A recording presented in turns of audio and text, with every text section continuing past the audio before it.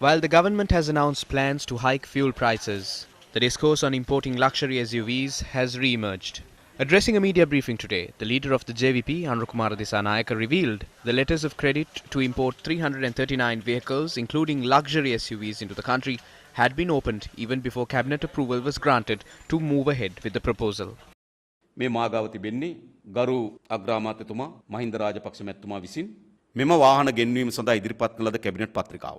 කවද ඉදිරිපත් කළා තිබෙන්නේ 2021. What I have with me is the cabinet paper submitted by the Prime Minister. It has been presented on the 18th of May 2021. Official approval is granted only once cabinet approval is given and the minutes have been recorded. The cabinet, which convened on the 24th, has suspended the decision to import the vehicles. Now, such a cabinet paper does not exist. If so, how were letters of credit opened? LCs were opened on the 22nd of April 2021 prior to cabinet approval being given. The friends decided to open LCs and then sought cabinet approval.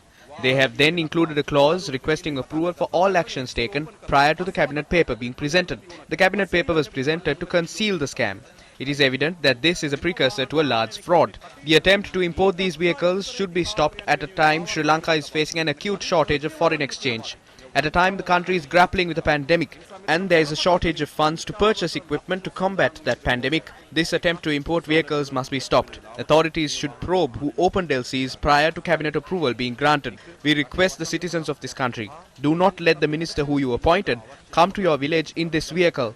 Travelling on this vehicle would equal going over the bodies of people. The government should act to stop this immediately. If the government wants, it could allow the time frame of the LC to lapse.